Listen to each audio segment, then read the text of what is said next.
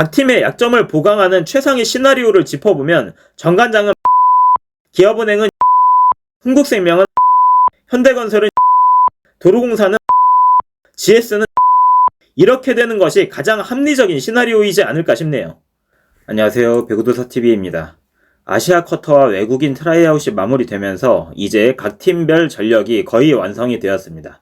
9월부터 시작하는 코보컵과 V리그를 대비해 각 팀들은 6월부터 본격적인 팀 훈련에 들어가게 됩니다. 그 전에 하나 해결해야 할 지점이 있는데요. 바로 페퍼저축은행의 존폐 여부입니다. 페퍼는 모기업의 재정 악화로 인해서 더 이상 운영을 하지 못하는 상황이 되었고 결국에 구단 매각 절차에 들어갔습니다. 이 이야기는 지난 3월부터 제기가 되기 시작했고 그때 몇몇 기업들이 인수 의사가 있었으나 권리금을 받겠다는 페퍼의 지나친 욕심이 의사를 표시한 기업들의 발길을 접게 만들었고 현재는 권리금은커녕 그 어떤 기업도 관심을 보이지 않는 게 현실입니다. 최근에 구 아프리카 TV였던 미디어 플랫폼 기업 숲이 인사 의사를 밝히고 협상도 가졌지만 여러가지 세부 조정의 차이만 확인하고 한 발 빼는 상황이 되었습니다.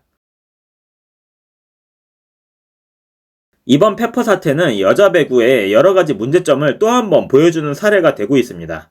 페퍼가 지난 4시즌 동안 만약에 성적이 좋고 많은 팬들의 지지를 받는 매력적인 팀이었다면 이렇게 인수기업을 찾기 어렵지는 않았을 것입니다. 김영실 감독을 주축으로 창단된 페퍼는 기존 팀의 선수들을 지명해 빼갈 수 있는 혜택도 줬고 외국인 선수 1픽과 아시아 쿼터 1픽, 신인 드래프트 1픽을 매 시즌 몰아줬음에도 불구하고 꼴찌를 면하지 못하는 동네 북의 이미지가 각인되었습니다.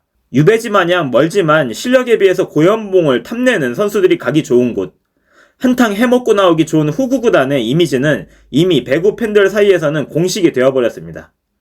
팀 성적은 매번 꼬라박았지만 3년간 27억을 무리 없이 꿀꺽한 박정아를 비롯해 이한비, 이고은, 하혜진 등 실력 대비 엄청난 연봉을 받으며 성적에 기여하지 못했고 팀이 해체될 상황에 직면했지만 그 선수들은 마음 편히 다른 팀에서 선수 생활을 이어나가고 있죠.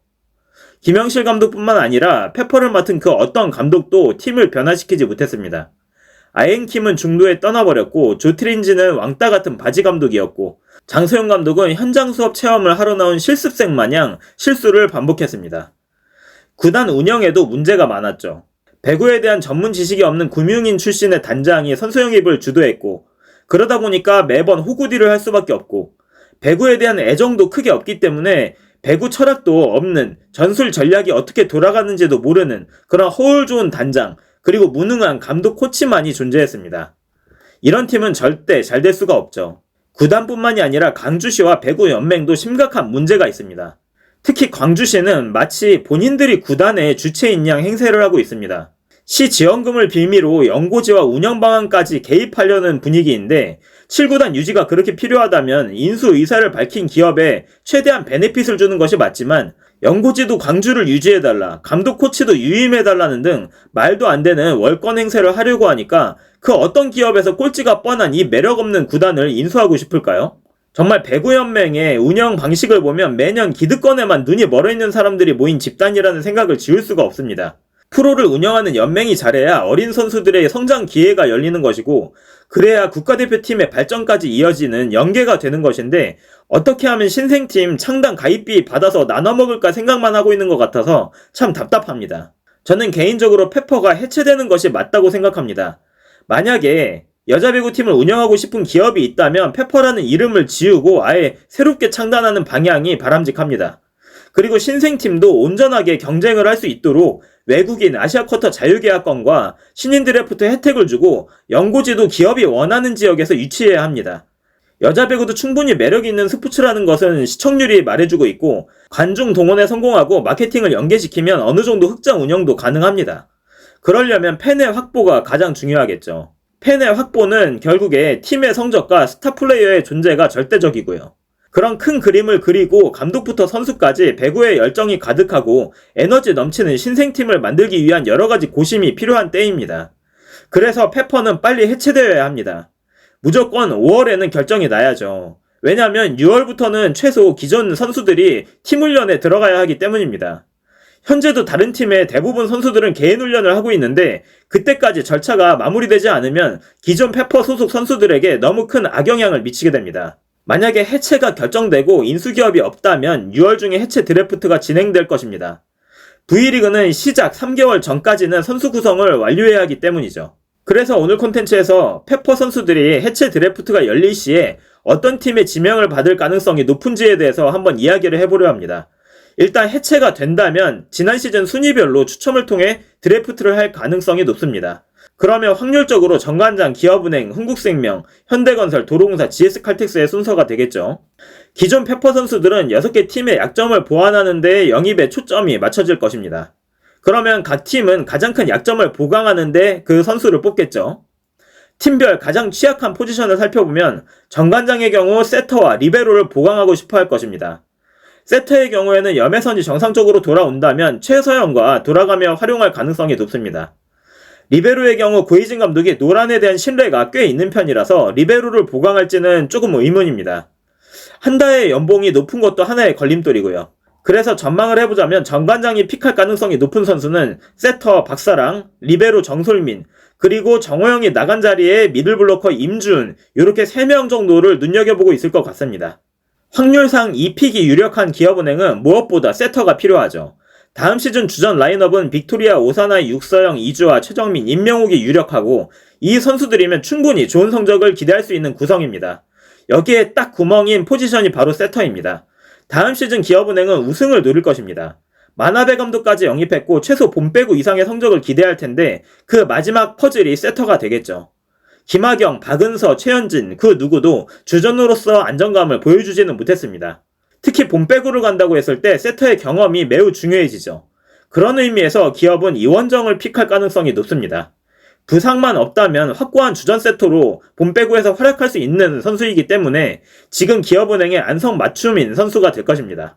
흥국생명은 무조건 리베로가 필요합니다. 두수빈이 정관장으로 떠났고 현재 남은 리베로는 신현경과 박수현입니다. 신현경과 박수현으로는 봄배구에 가기에는 역부족일 수 있습니다. 신현경은 매 시즌 부상으로 주전으로 뛰기 어려운 몸 상태이고 박수현은 주전 리베로로서는 수준 미달입니다. 따라서 해체 드래프트가 된다면 흥국은 무조건 한다이를 노릴 것이고 그것이 성공한다면 팀에 매우 큰 도움이 될 것입니다. 현대건설은 백업 세터와 미들블로커가 필요합니다. 세터는 김다인이 부상만 당하지 않는다면 대부분 주전으로 뛰겠지만 이수연의 이적으로 백업 세터가 김사랑 한 명뿐이라 한 시즌을 운영하기에는 좀 부족합니다. 그래서 미들도 약하지만 세터를 우선 보강할 가능성이 높고 그렇다면 박사랑 또는 박수빈의 가능성이 있습니다. 미들진에는 그래도 나연수와 강서우가 있어서 숫자적으로 부족하지는 않습니다. 윙에는 수비형 이예림과 공격형 정지훈이 있으니까 거기에서도 큰 문제는 없을 것 같고 혹시나 모를 김다인의 부상이나 체력 문제가 있을 때 김사랑과 경쟁할 백업 세터를 영입하지 않을까 싶네요. 도로공사는 윙 스파이커가 필요합니다. 다음 시즌 주전 라인업으로 모마, 강소희, 우치세토, 이지윤, 김세빈, 이윤정 또는 이수연, 문정원 이렇게 될 텐데 강소희의 하락세와 우치세토의 공격력 문제에 대비한 공격수 영입이 가장 시급해 보입니다. 그런 면에서 가장 좋은 선수는 박은서입니다. 박은서를 영입하게 된다면 강소희가 부진할 때 또는 우치세토가 공격이 안 풀릴 때 모두 활용이 가능합니다. 또한 성장기에 있는 선수니 잘 활용해서 경험치를 먹인다면 차후에 강소희의 FA 이탈 시에도 주전으로 쓸 수도 있죠.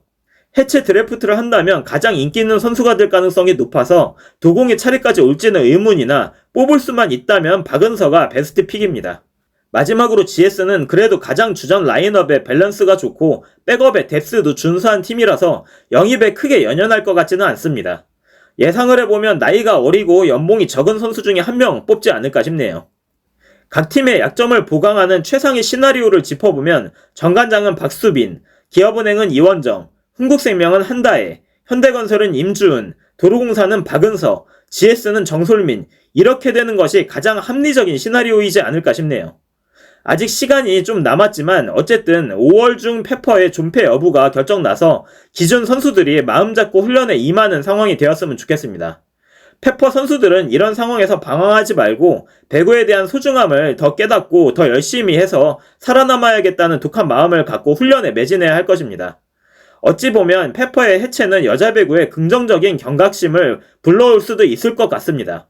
더 이상 호구팀도 호구딜도 없는 경쟁에서 살아남는 선수들만 뛸 수 있는 그런 리그가 되는 방향으로 갔으면 좋겠다는 생각도 드네요.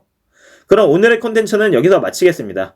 재밌게 보셨다면 구독, 좋아요, 댓글, 하이퍼 부탁드리고 저는 여자 배구 새로운 소식이 들려오면 다시 찾아뵙도록 하겠습니다. 시청해주셔서 감사합니다.